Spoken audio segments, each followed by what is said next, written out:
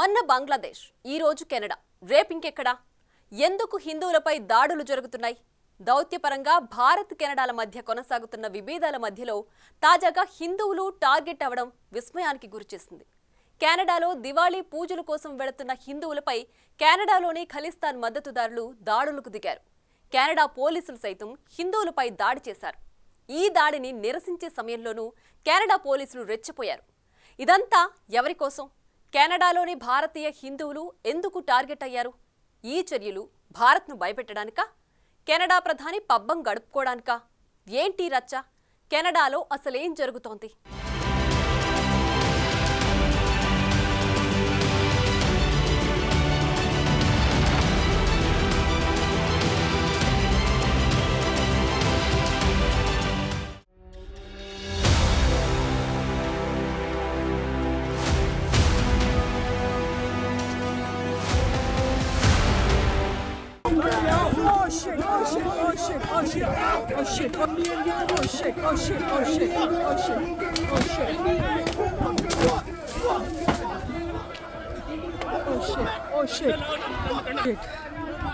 భౌగోళిక హద్దులతో సార్వభౌమాధికారం పొందిన దేశాల యుగమిది.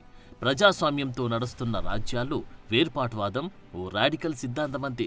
అయితే ఓ దేశ అంతర్గత సమస్యను మరో దేశం క్యాష్ చేసుకోవడంలో కెనడా రెడ్ లైన్ దాటుతోంది. స్వేచ్ఛ, స్వాతంత్రాలంటే అర్థం వేర్పాటువాదుల్ని రక్షించడమేనని భావిస్తున్నట్లే కనిపిస్తోంది.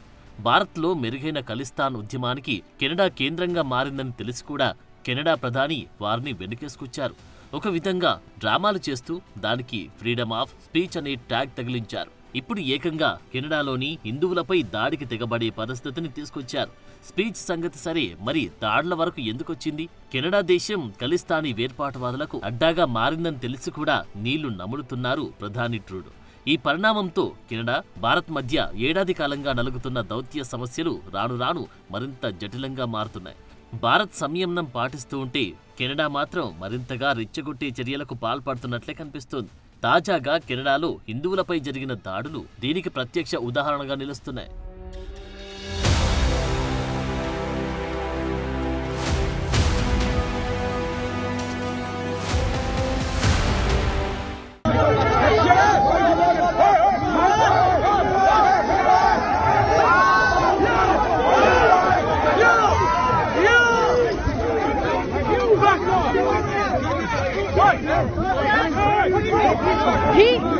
He is the one. He is the one. He is the one. He is the one. He is the one. He is the one. He is the one. He is the one. He is the one. ఈ video చూశారుగా. ఇందులో గడ్డంతో కళ్లద్దాలు పెట్టుకుని ఉన్న Canada police officer అక్కడి భారత్ జెండాలు పట్టుకుని ఉన్న హిందువులపై పిడిగుద్దులు కురిపించారు. తన చేతిలో ఉన్న పోలీస్ స్టిక్ తో వెంటబడి కొట్టాడు. ఈ ఫోటోలో కనిపిస్తుంది అదే పోలీస్ ఆఫీసర్. ఖలిస్తానీ వేర్పాటువాదానికి మద్దతిచ్చే ఈ ఆఫీసర్ను కెనడా పోలీసులు సముదాయిస్తున్నారు.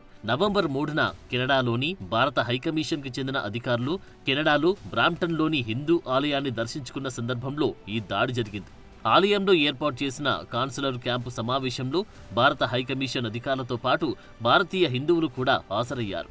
గతంలో మాదిరిగానే ఒట్టావాలోని హైకమిషన్, వాంకోవర్, టొరాంటోలోని కాన్సులేట్ జనరల్ ఆఫ్ ఇండియా సాధారణ కార్యకలాపాల నిమిత్తం ఈ క్యాంపులను నిర్వహిస్తోంది.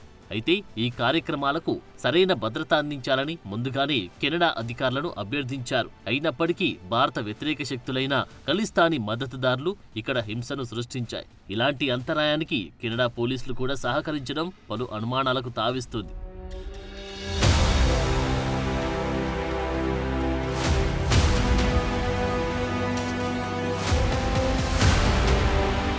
నవంబర్ 3న బ్రాంప్టన్లోని హిందూ సభ ఆలయం వద్ద ఖలిస్తాన్ జెండాలు పట్టుకుని కొందరు ఆలయం బయట గుమిగూడిన హిందూ భక్తులతో ఘర్షణకు దిగడం, దాడి చేసిన వీడియోలు వైరల్గా మారాయి. దీనితో ఉత్తర అమెరికాలోని హిందూ సంఘాల ఆధ్వర్యంలో బ్రాంప్టన్ హిందూ మహాసభ ఆలయం వెలుపల భారీ ర్యాలీ నిర్వహించారు. కెనడా భారత్ జెండాలతో అక్టోబర్ 4 రాత్రి వేల మంది ఈ నిరసనల్లో పాల్గొన్నారు. హిందూ దేవాలయాలపై పెరుగుతున్న ఆకస్మిక దాడులకు నిరసనగా బ్రాంప్టన్లో 1000 మందికి పైగా కెనడియన్ హిందువులు ఆందోళనల్లో పాల్గొన్నారు. ఇలాంటి హిందూ ఫోబియా తగదని, ఇలాంటి దాడుల్ని కట్టడి చేయాలని కెనడా ప్రభుత్వాన్ని హిందూ సంఘాలు కోరాయి. ఇక ఈ దాడిని కెనడా ప్రధాని జస్టిన్ ట్రూడోతో పాటు ప్రతిపక్షాలు కూడా ఖండించాయి. అయితే ఈ దాడిని ఖండించే సందర్భంలో ఈ ఘటనకు సంబంధించిన బాధ్యుల గురించి గాని అరెస్టు గురించి గాని ప్రధాని ట్రూడో ఎలాంటి ప్రస్తావన చేయలేదు. ఈ రోజు బ్రాంప్టన్లో హిందూ ఆలయం దగ్గర జరిగిన హింసాత్మక ఘటన ఏమాత్రం ఆమోదయోగ్యం కాదని, కెనడాలోని ప్రతి పౌరుడు పూర్తి భద్రతతో తమ మత విశ్వాసాలు ఆచరించే హక్కు ఉన్నట్టు ట్రూడో సోషల్ మీడియాలో పోస్ట్ చేశారు.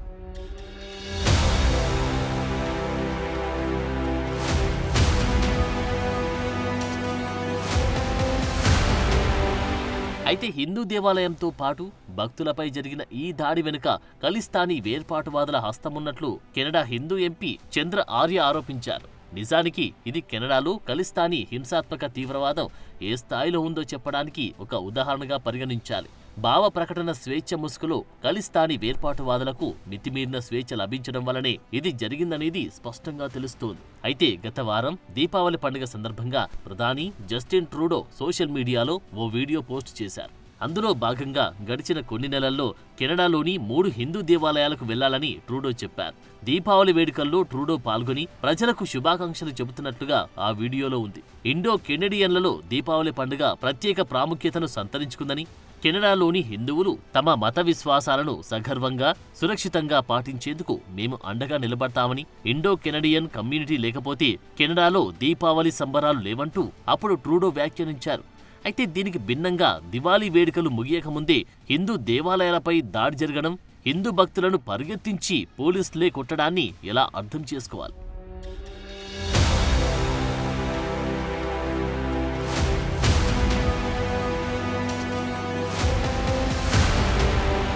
కెనడాలోని హిందువులపై ఉద్దేశపూర్వకంగా చేసిన ఈ విధ్వంసక ఘటనను భారత ప్రధాని మోడీ తీవ్రంగా ఖండించారు.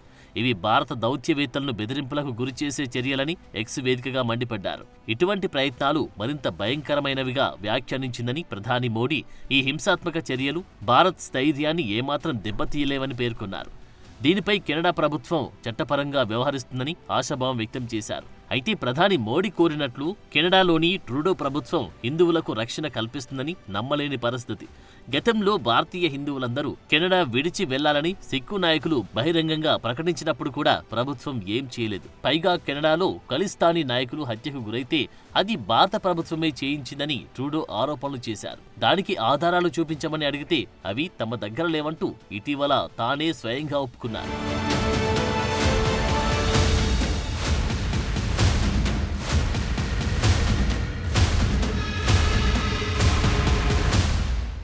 నిజానికి కెనడా పౌరుల్లో 7.3 లక్షల మంది హిందువులుంటే 7.7 లక్షల మంది సిక్కులున్నారు. మెజారిటీగా ఉన్న సిక్కుల్లో అందరూ ఖలిస్తాన్ మద్దతుదారులు కాకపోవచ్చు. అయితే ఖలిస్తాన్ వేర్పాటువాదులకు మాత్రం ట్రూడో ప్రభుత్వం అండగా ఉంటుందని చెప్పడానికి ఇటీవల జరిగిన ఇలాంటి ఘటనలు చాలానే ఉన్నాయి. భారతదేశంలో విభజన తీసుకొచ్చే ప్రణాళికలతో ఏర్పడిన ఖలిస్తానీ తీవ్రవాదం కెనడా కేంద్రంగా నడుస్తుందని భారత్ ఎప్పటినుంచో వాదిస్తోంది. 1984లో ఆపరేషన్ బ్లూ స్టార్ తర్వాత హింసాత్మక సిక్కు తీవ్రవాదం కెనడాకి వ్యాపించింది. అప్పటి నుండి కెనడియన్ సిక్కు రాడికల్స్ హిందువులను చంపుతామని బహిరంగ ప్రతిజ్ఞ చేస్తూనే ఉన్నారు. మాజీ CSIS ఏజెంట్ బాబ్ బుర్గోయ్నే సిక్కు తీవ్రవాదులు ఎయిర్ ఇండియా విమానాలను పేల్చివేయడం వంటి ఉగ్రవాద చర్యలతో పాటు అనేక మార్గాల ద్వారా వేలాది మంది హిందువులను చంపుతామని బెదిరిస్తూనే ఉన్నారు. 1984లో ఎయిర్ ఇండియా బాంబు దాడిలో ఆరోపణలు ఎదుర్కొంటున్న అజీబ్ సింగ్ బగ్రీ ప్రపంచ సిక్కు సంస్థ వ్యవస్థాపక సమావేశంలో మేము 50,000 మంది హిందువులను చంపే వరకు విశ్రమించమని ప్రకటించారు. అక్కడి నుండి ఇప్పటి వరకు పదుల సంఖ్యలో కెనడాలోని హిందువులపై దాడులు జరుగుతూనే ఉన్నాయి.